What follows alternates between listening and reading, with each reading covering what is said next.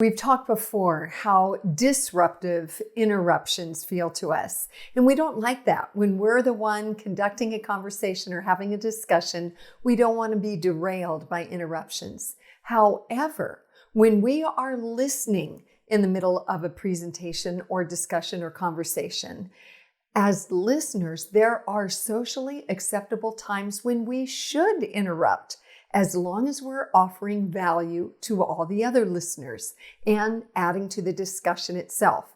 Here's what I mean. There are three main reasons that we should interrupt. If we're offering a correction, if we are identifying an emergency, or if we're making a request.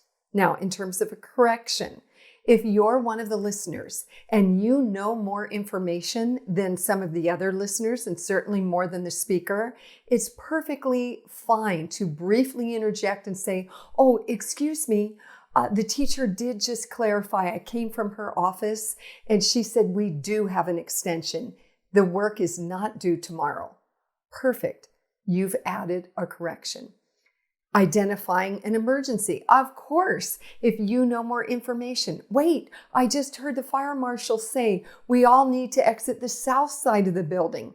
Of course, you want to interrupt briefly and offer that information. And then finally, making a request. If, again, it adds value to the other listeners, you might need to say, "Excuse me, could you repeat the page numbers again? None of us on the third row could hear you." All three examples of corrections, emergencies, and requests are perfect times to interrupt because they add value to all the other listeners. There you have it. Those are my 2 cents in these 2 minutes.